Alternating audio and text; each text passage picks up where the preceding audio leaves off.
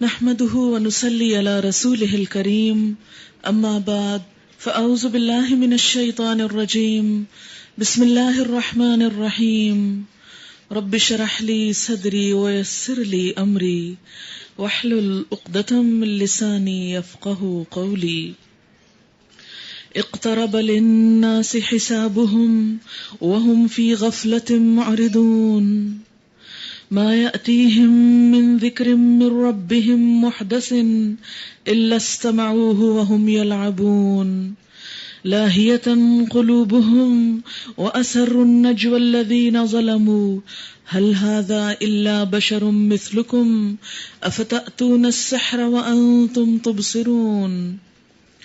شروع کرتی ہوں اللہ کے نام سے جو بے انتہا مہربان نہایت رحم فرمانے والا ہے۔ قریب آ گیا ہے لوگوں کے حساب کا وقت، اور وہ ہیں کہ غفلت میں منہ موڑے ہوئے ہیں۔ ان کے پاس جو تازہ نصیحت بھی ان کے رب کی طرف سے آتی ہے اس کو بتکلف سنتے ہیں اور کھیل میں پڑے رہتے ہیں۔ دل ان کے دوسری ہی فکروں میں منہمک ہیں، اور ظالم آپس میں سرگوشیاں کرتے ہیں کہ یہ شخص آخر تم جیسا ایک بشر ہی تو ہے، پھر کیا تم آنکھوں دیکھتے جادو کے پھندے میں پھنس جاؤ گے؟ اقترب للناس حسابهم، قریب آ گیا لوگوں کے لیے ان کا حساب۔ حقیقت یہ ہے کہ ہم میں سے ہر شخص جو ہر روز ایک نئی صبح کرتا ہے وہ ہر روز اپنی موت سے قریب تر ہوتا چلا جا رہا ہے، اور موت کے آنے کے ساتھ ہی انسان کا حساب کتاب شروع ہو جائے گا۔ جیسا کہ آپ جانتے ہیں کہ مرنے کے بعد قبر میں منکر اور نکیر دو فرشتے آتے ہیں، انسان کو اٹھا بٹھاتے ہیں اور اس سے کچھ سوال کرتے ہیں۔ من ربک، ما دینک، من نبیک۔ پھر اسی طرح قیامت کے دن جب انسان اپنی قبر سے اٹھایا جائے گا تو یوم الحساب میں پھر ایک نئے حساب سے دوچار ہوگا۔ ہر گزرتا ہوا لمحہ ہمیں ماضی سے دور اور آنے والے حساب سے قریب کر رہا ہے، اور یہاں پر للناس کہہ کے سب کو شامل کر لیا گیا کہ تمام انسانوں کے ساتھ یہی معاملہ ہے، خواہ کوئی سوچے یا نہ سوچے۔ اقترب للناس حسابهم وهم في غفلة معرضون، لوگوں کا حساب قریب آ چکا ہے اور لوگ ہیں کہ غفلت میں ادھر ادھر منہ موڑے ہوئے ہیں۔ اس حساب کی، اس امتحان کی، اس آنے والی منزل کی کچھ فکر نہیں، کچھ تیاری نہیں۔ نبی صلی اللہ علیہ وسلم نے فرمایا، دنیا کی زندگی کی مثال ایسی ہے جیسے کوئی کپڑا پھاڑ دے تو اس کا آخری تار بچ جائے، بس اس تار کی کچھ حقیقت نہیں کہ وہ تار کسی وقت بھی ٹوٹ سکتا ہے اور انسان دنیا سے الگ ہو سکتا ہے۔ حقیقت یہ ہے کہ ہماری یہ زندگی جو ہم گزار رہے ہیں ایک فانی زندگی ہے، فنا ہونے والی، جس کے بارے میں کسی شاعر نے کیا خوب کہا، یہ دنیا بھی عجب سرائے فانی دیکھی، ہر چیز یہاں کی آنی جانی دیکھی، جو آ کے نہ جائے وہ بڑھاپا دیکھا، جو جا کے نہ آئے وہ جوانی دیکھی، کہ ہر وہ چیز جو گزر گئی وہ واپس نہیں آئے گی، اور آنے والے دن انسان کے لیے بد سے بدتر ہوتے چلے جاتے ہیں، یعنی اس کا بڑھاپا۔ ایسے میں عقل مند انسان کون ہے جو اپنی زندگی کے وہ دن جو طاقت کے ہیں، قوت کے ہیں، جوانی کے ہیں، ان کو اچھے کاموں میں گزارے، کیونکہ جو جو انسان بوڑھا ہوتا چلا جاتا ہے انسان کی قوتیں کم ہوتی ہیں، اور بہت سے کام جو وہ کرنا چاہتا ہے وہ کر نہیں پاتا۔ ما یأتیہم من ذکر من ربہم محدث الا استمعوہ وہم یلعبون، ان کے پاس جو تازہ نصیحت بھی ان کے رب کی طرف سے آتی ہے اس کو بتکلف سنتے ہیں، یعنی اللہ کی بات کو بس ایک تکلف کے ساتھ سنتے ہیں، پوری دل جمی کے ساتھ، پورے شوق کے ساتھ، اور اسے اپنے ساتھ ریلیٹ کر کے نہیں سنتے۔ وہ سمجھتے شاید ہی کسی اور کی بات ہو رہی ہے، تکلف کے ساتھ، کیونکہ کسی بھی چیز کے ساتھ تکلف کیا ہوتا ہے کہ گویا اس کے ساتھ کوئی خاص ہمارا واسطہ نہیں، اور کھیل میں پڑے رہتے ہیں، یعنی ان کے روزمرہ کے معمولات میں کوئی فرق نہیں آتا، دل ان کے دوسری ہی فکروں میں منہمک ہیں، یعنی جس چیز کی اصل فکر کرنی چاہیے اس کی فکر نہیں کرتے، اور چیزوں کی بہت فکر ہے۔ حقیقت یہ ہے کہ ہم سب اگر اپنی اپنی زندگی پہ غور کریں تو ہماری فکر ان آئندہ چند سالوں کی ہے جو ہم نے دنیا میں گزارنے، اس کے بعد جو اصل فیوچر ود کیپٹل ایف آنے والا ہے، حقیقی ہمارا مستقبل، اس کے بارے میں سے ہم میں سے بہت کم لوگوں کو فکر ہے کہ وہاں کیا ضرورت ہے ہماری اور اس کے لیے کیا تیاری ہم کو کرنا چاہیے۔ اور ظالم آپس میں سرگوشیاں کرتے ہیں کہ یہ شخص آخر تم جیسا ایک بشر ہی تو ہے، پھر کیا تم آنکھوں دیکھتے جادو کے پھندے میں پھنس جاؤ گے؟ نبی صلی اللہ علیہ وسلم کی تعلیمات کو، آپ کے انداز بیان کو جو دلوں پہ اثر کر جاتا تھا، اس کی اہمیت کو کم کرنے کے لیے اسے جادوگری کا نام دیا گیا۔ رسول صلی اللہ علیہ وسلم نے کہا، میرا رب ہر اس بات کو جانتا ہے جو آسمان اور زمین میں کی جائے، وہ سننے والا اور جاننے والا ہے۔ وہ کہتے ہیں بلکہ یہ پراگندہ خواب ہیں، یعنی وحی کو انہوں نے پریشان کن خواب کا نام دیا، بلکہ یہ اس کی من گھڑت ہے، بلکہ یہ شخص شاعر ہے، ورنہ یہ لائے کوئی نشانی، جس طرح پرانے زمانے کے رسول نشانیوں کے ساتھ بھیجے گئے تھے، یعنی معجزات۔ حالانکہ ان سے پہلے کوئی بھی بستی جسے ہم نے ہلاک کیا ایمان نہ لائی، اب کیا یہ ایمان لائیں گے؟ اور اے محمد صلی اللہ علیہ وسلم، تم سے پہلے بھی ہم نے انسانوں ہی کو رسول بنا کر بھیجا تھا جن پر ہم وحی کیا کرتے تھے۔ تم لوگ اگر علم نہیں رکھتے تو اہل کتاب سے پوچھ لو۔ ان رسولوں کو ہم نے کوئی ایسا جسم نہیں دیا تھا کہ وہ کھاتے نہ ہوں، اور نہ وہ سدا جینے والے تھے۔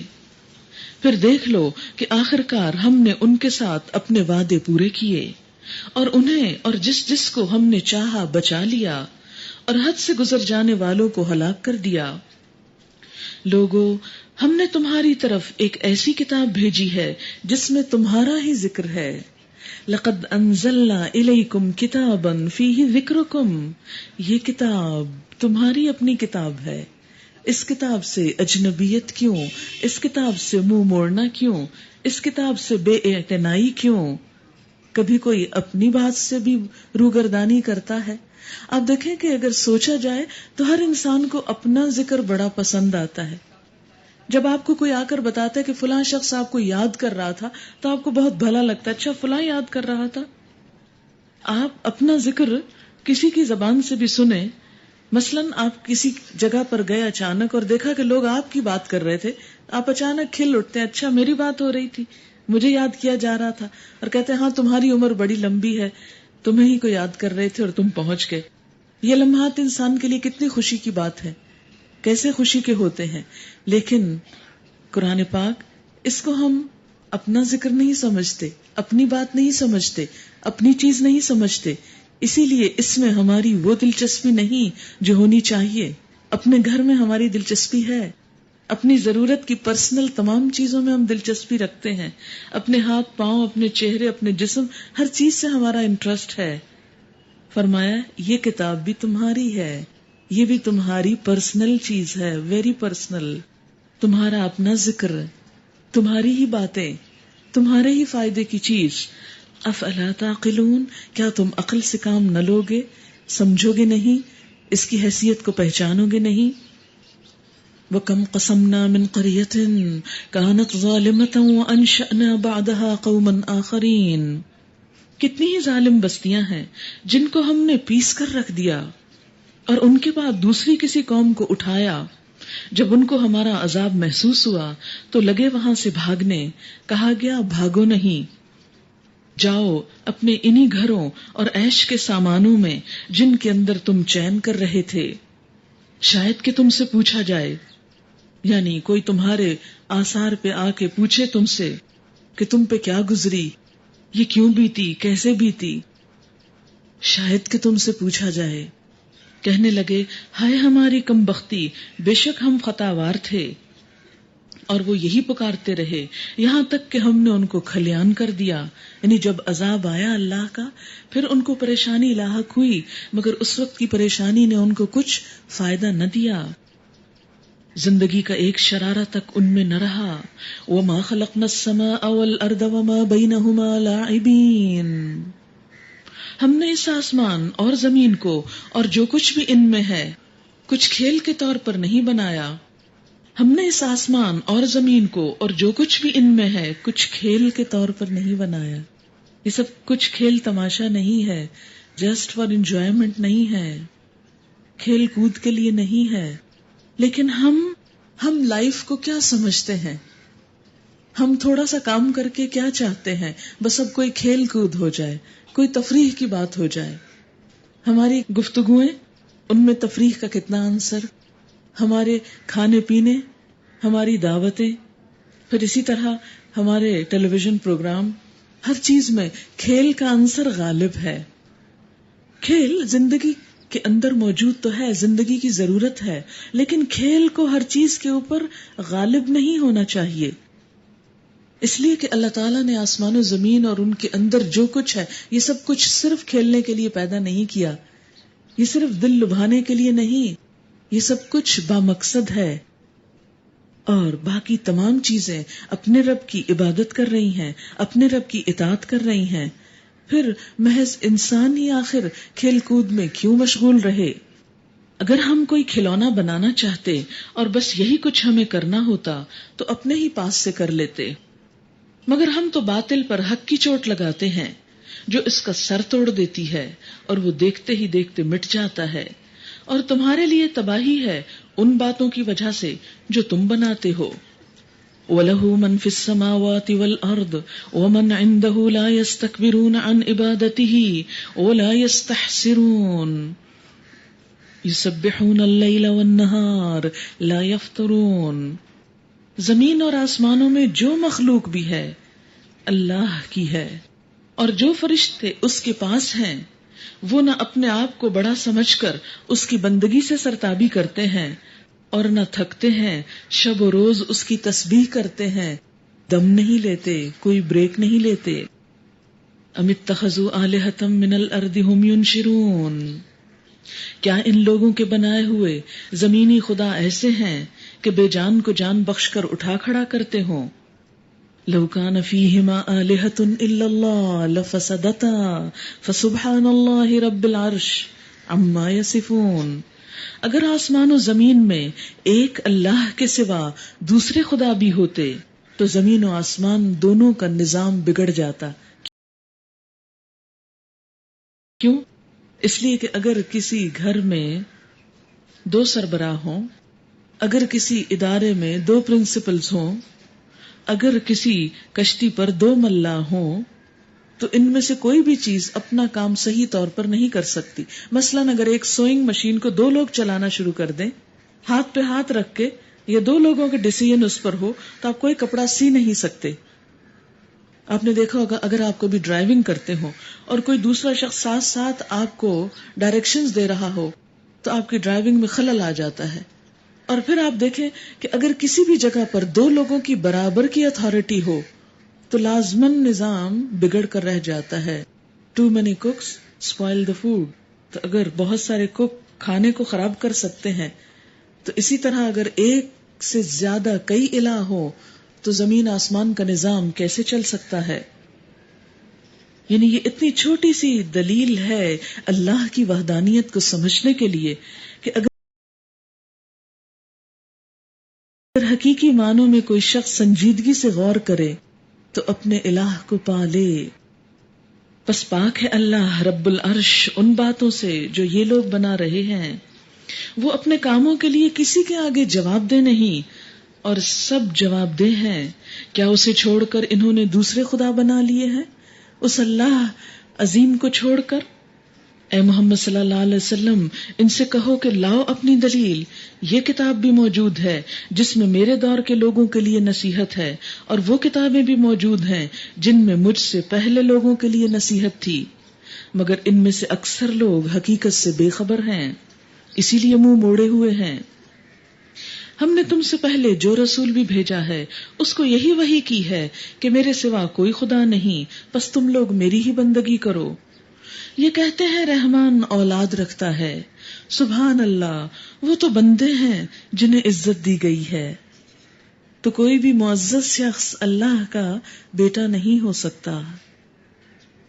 عام زندگی میں بھی آپ دیکھیں کہ عموماً ہم انسان کیا کرتے ہیں، جس انسان سے محبت ہوتی ہے اس کو بہن یا بھائی یا بیٹا کہہ کے پکارتے ہیں، لیکن وہ حقیقی بیٹے یا بھائی بہن کے مقام پر ہو سکتا ہی نہیں۔ اسلامی روح سے تو یہ بھی غلط ہے کہ کسی کو منہ بولا بیٹا پکارا جائے، یا پیار سے کہنا اور بات ہے۔ پھر فرمایا اس کے حضور بڑھ کر بولتے نہیں اور بس اس کے حکم پر عمل کرتے ہیں۔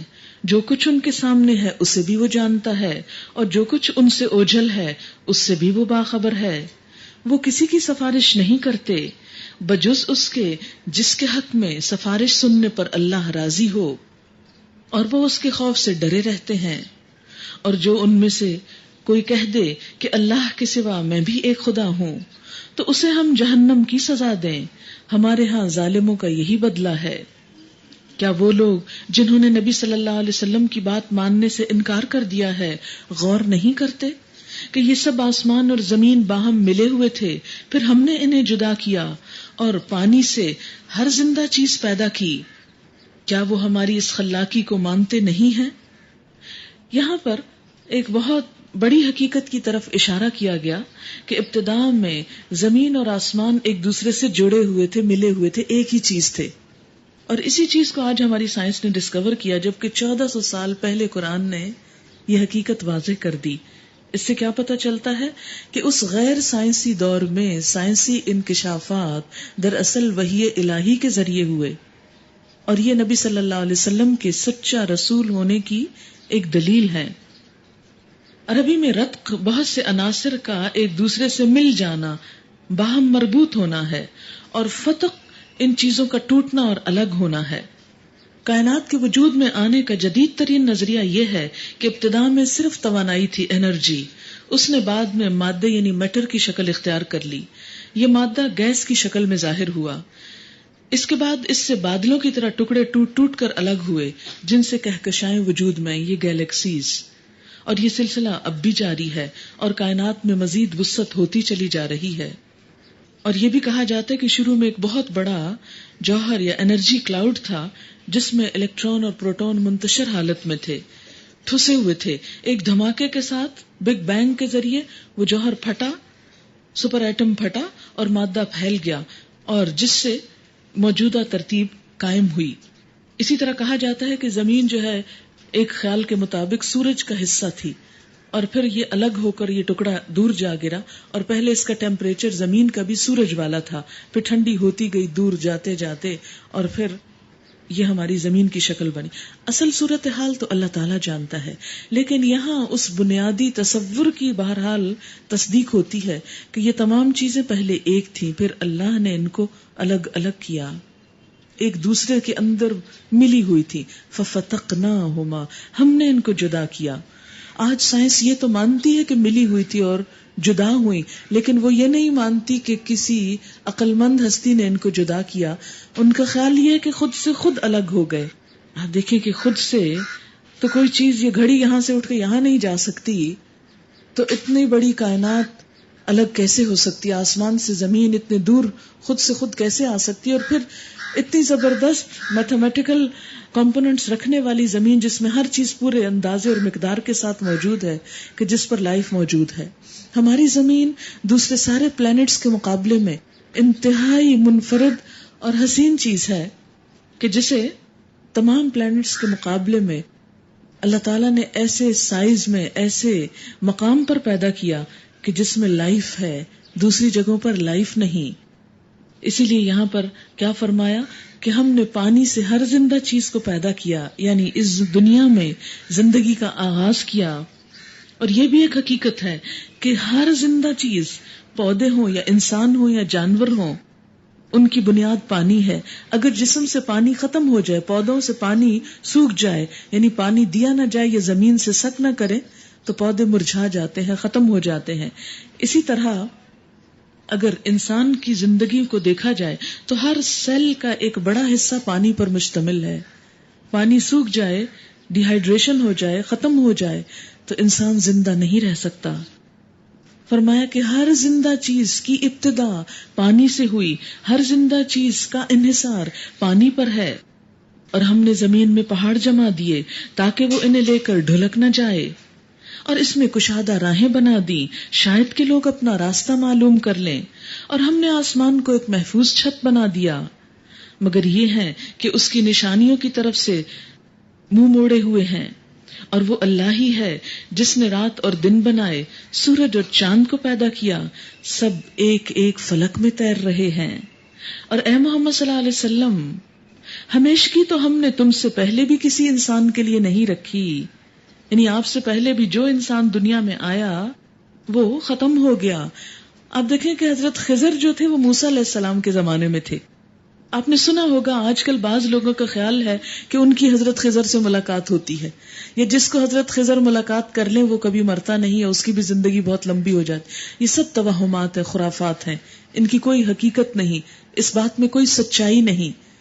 کیونکہ دو بات ہیں اس کی دلیل. ایک تو یہی آیت کہ نبی صلی اللہ علیہ وسلم سے فرمایا گیا کہ آپ سے پہلے وَمَا جَعَلْنَا لِبَشَرٍ مِّن قَبْلِكَ الْخُلْدَ، آپ سے پہلے بھی کسی انسان کے لیے ہمیشگی نہیں رکھی. اگر خضر انسان تھے تو زندہ ہیں ہی نہیں، اور اگر خضر فرشتے تھے تو ان کا پھر فرشتوں جیسا اگر کوئی عمل تھا اور فرشتوں ہی میں وہ شامل ہے تو ان سے ہمارا کوئی انٹرسٹ نہیں. اور دوسری بات نبی صلی اللہ علیہ وسلم نے ایک مرتبہ فرمائی تھی کہ آج سے 100 سال بعد آج کی زندہ مخلوقات میں سے، یعنی پودے، انسانوں اور حیوانوں میں سے کوئی باقی نہیں بچے گا. تو اگر خضر اس وقت تک بھی موجود تھے اور ہم ان کو اگر انسان مانے تو وہ زندہ رہ ہی نہیں سکتے، کیونکہ کسی انسان کے لیے دنیا میں باقی رہنا ممکن ہی نہیں. فرمایا أَفَإِن مِّتَّ فَهُمُ الْخَالِدُونَ، اگر تم فوت ہو گئے تو کیا یہ لوگ ہمیشہ جیتے رہیں گے؟ کل نفس ذائقۃ الموت، ہر جاندار کو موت کا مزہ چکھنا ہے، اور ہم اچھے اور برے حالات میں ڈال کر تم سب کی آزمائش کر رہے ہیں، آخر کار تمہیں ہماری ہی طرف پلٹنا ہے. یہ منکرین حق جب تمہیں دیکھتے ہیں تو تمہارا مذاق بنا لیتے ہیں، کہتے ہیں کیا یہ ہے وہ شخص جو تمہارے خداؤں کا ذکر کیا کرتا ہے، اور ان کا اپنا حال یہ ہے کہ رحمان کے ذکر سے منکر ہیں. خلق الانسان من عجل، انسان جلد باز مخلوق ہے. ابھی میں تم کو اپنی نشانیاں دکھائے دیتا ہوں، جلدی نہ مچاؤ. کیونکہ وہ نہ ماننے کے لیے کہتے تھے کہ اگر ہم سے منوانا چاہتے ہو تو عذاب لے آؤ. فرمایا جلدی نہ کرو. یہ لوگ کہتے ہیں آخر یہ دھمکی کب پوری ہوگی اگر تم سچے ہو. کاش ان کافروں کو اس وقت کا کچھ علم ہوتا جبکہ یہ نہ اپنے منہ آگ سے بچا سکیں گے، نہ اپنی پیٹھیں، اور نہ ان کو کہیں سے مدد پہنچے گی. وہ بلا اچانک آئے گی اور انہیں اس طرح یک لخت دبوچ لے گی کہ یہ نہ اس کو دفع کر سکیں گے اور نہ ان کو لمحہ بھر مہلت ہی مل سکے گی. مذاق تم سے پہلے بھی رسولوں کا اڑایا جا چکا ہے، مگر ان کا مذاق اڑانے والے اسی چیز کے پھیر میں آ کر رہے جس کا وہ مذاق اڑاتے تھے. قل من يكلؤكم بالليل والنهار من الرحمن بل هم عن ذكر ربهم معرضون. اے محمد صلی اللہ علیہ وسلم ان سے کہہ دیجئے کون ہے جو رات کو یا دن کو تمہیں رحمان سے بچا سکتا ہو. یعنی اگر کسی وقت دن یا رات میں اللہ کا کوئی عذاب آنا چاہے، اس کا کوئی فیصلہ تم پہ نافذ ہونا چاہے، تو ہے کوئی ہستی، ہے کوئی طاقت جو تمہیں اس سے بچا لے. اگر ہے نہیں تو پھر اس کے ساتھ کوئی اور کسی اس کی صفت یا اختیار میں شریک کیسے ہو سکتا ہے؟ پھر وہ کوئی اور الہ بننے کے قابل کیسے ہو سکتا ہے؟ اور یاد رکھو اگر دنیا میں تمہیں کوئی نہیں بچا سکتا تو پھر اس بھول میں نہ رہو کہ قیامت کے دن تمہیں کوئی آ کے بچا لے گا.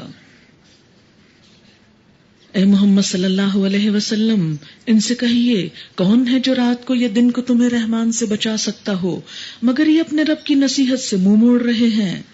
کیا یہ کچھ ایسے خدا رکھتے ہیں جو ہمارے مقابلے میں ان کی حمایت کریں؟ وہ تو نہ خود اپنی مدد کر سکتے ہیں اور نہ ہماری ہی تائید ان کو حاصل ہے. اصل بات یہ ہے کہ ان لوگوں کو اور ان کے آباء و اجداد کو ہم زندگی کا سر و سامان دیے چلے گئے یہاں تک کہ ان کو دن لگ گئے، یعنی جب دنیا بہت فراخ ہوئی ان پر تو یہ اللہ ہی کو بھول گئے. مگر کیا انہیں نظر نہیں آتا کہ ہم زمین کو مختلف سمتوں سے گھٹاتے چلے آ رہے ہیں. پیچھے بھی سورۃ الرعد میں اس کی وضاحت ہو چکی ہے کہ زمین جیسا کہ سورج کا ایک ٹکڑا تھی اور پھر ٹھنڈی ہوتے ہوتے سکڑتی چلی گئی، اور کہا یہ جاتا ہے کہ اب زمین اپنے اصل سائز سے 100 گنا کم از کم چھوٹی ہے. بہرحال حقیقت تو اللہ جانتا ہے، یہ سائنسدانوں کا خیال ہے. اور یہاں بھی ذکر کیا گیا کہ ہم زمین کو اس کے اطراف سے کم کرتے چلے آ رہے ہیں، پھر کیا یہ غالب آ جائیں گے؟ ان سے کہہ دو کہ میں تو وحی کی بنا پر تمہیں متنبہ کر رہا ہوں، مگر بہرے پکار کو سنا نہیں کرتے جبکہ انہیں خبردار کیا جائے. اور اگر تیرے رب کا عذاب ذرا سا انہیں چھو جائے تو ابھی چیخ اٹھیں کہ ہائے ہماری کم بختی، بے شک ہم خطاوار تھے. انسان کے سمجھنے کی بات ہے کہ اس سے پہلے کہ اللہ کی طرف سے کوئی پکڑ آ جائے، بغیر پکڑ کے ہی انسان توبہ کر لے، گناہوں سے معافی مانگ لے، اس لیے کہ معافی کا دروازہ ہر وقت کھلا ہے، دن کو بھی اور رات کو بھی. جب بھی کوئی پلٹنا چاہے پلٹ سکتا ہے، اور اس پلٹنے میں دیر نہ کرے. قیامت کے روز ہم ٹھیک ٹھیک تولنے والے ترازو رکھ دیں گے، پھر کسی شخص پر ذرہ برابر ظلم نہ ہوگا. کسی شخص پر ذرہ برابر ظلم نہ ہوگا. جس کا رائی کے دانے برابر بھی کچھ کیا دھرا ہوگا وہ ہم سامنے لے آئیں گے. رائی کا دانہ سب دانوں سے چھوٹا ہوتا ہے. فرمایا اتنا سا عمل بھی سامنے آ جائے گا. عموماً ہم چھوٹے چھوٹے گناہ تسلی سے کیے جاتے ہیں، یہ تو چھوٹی سی غلطی ہے، چھوٹا سا گناہ ہے، کیا فرق پڑتا ہے. لیکن بات یہ ہے کہ قیامت کے دن رائی جتنا گناہ بھی انسان کے سامنے لے آیا جائے گا، اور حساب لگانے کے لیے ہم کافی ہیں. آپ دیکھیں کہ آج دنیا میں بے وزن چیزوں کا وزن بھی تولا جا رہا ہے. مثلاً آواز کا وزن، آواز کو بھی تول لیا گیا، ناپ لیا گیا ڈیسیبلز میں. اسی طرح پہلے بھی میں نے آپ سے ذکر کیا تھا کہ امریکہ میں ایک ایسا ترازو ایجاد ہوا ہے کہ جس پر اگر آپ ایک کاغذ کا وزن تولیں اور پھر اس کو اٹھا کر اس پر ایک نقطہ لگائیں اور دوبارہ تولیں تو اس کا فرق بھی بتا دیتا ہے کہ اس نقطے کے بعد اس میں کیا فرق آیا ہے.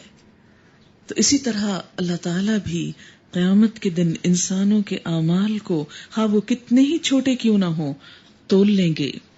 اور بعض اعمال مجسم ہو جائیں گے، یعنی بعض اعمال مثلاً میں اس وقت اگر کچھ بول رہی ہوں تو ان الفاظ کو جسم دے دیا جائے گا یا ان کو وزن دے دیا جائے گا، یہ وزن ان کا بھی تل جائے گا. اگر کوئی شخص ایک گالی دیتا ہے تو وہ گالی اگرچہ کہیں کیچ نہیں ہو سکتی، ہوا میں گھوم جاتی ہے، لیکن اللہ کے ہاں ایسا سسٹم ہے کہ اس گالی کو بھی پکڑ کے جتنی شدت کی وہ ہو اس کا اتنا ہی وزن ڈال دیا جائے. اعمال کے وزن کے بارے میں ایک حدیث ہے مسند احمد کی کہ نبی صلی اللہ علیہ وسلم نے فرمایا کہ صاحب قرآن کے لیے، یعنی قرآن پڑھنے والے کے لیے جس کا قرآن سے بہت شغف ہو، قرآن ایک خوش شکل نوجوان کی شکل میں آئے گا. وہ پوچھے گا تو کون ہے؟ وہ کہے گا کہ میں قرآن ہوں جسے تو راتوں کو قیام اللیل میں بیدار رہ کر اور دن کو پیاسا رہ کر پڑھا کرتا تھا.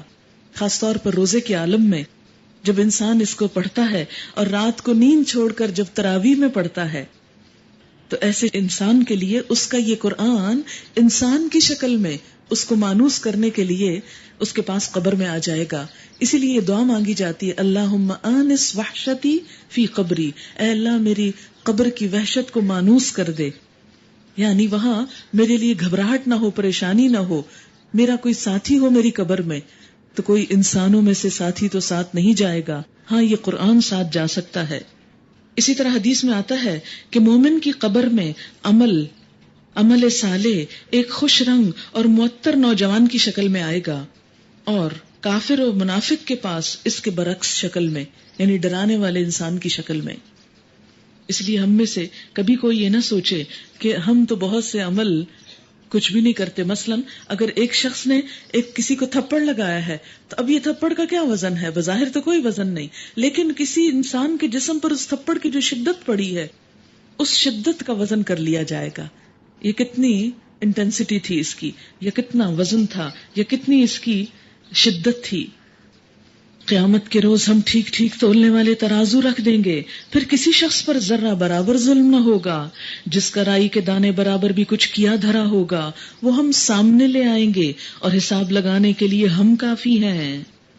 پہلے ہم موسیٰ اور ہارون علیہ السلام کو فرقان اور روشنی اور ذکر عطا کر چکے، ان متقی لوگوں کی بھلائی کے لیے جو بن دیکھے اپنے رب سے ڈریں اور جن کو حساب کی اس گھڑی کا کھٹکا لگا ہو۔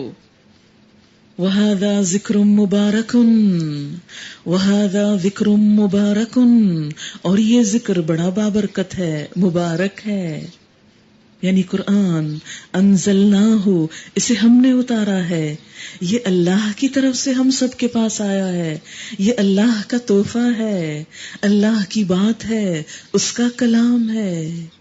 کیا اس کو توجہ نہ دیں گے؟ اس کے لیے وقت نہ نکالیں گے؟ اس کو اپنی زندگی میں اہمیت نہ دیں گے؟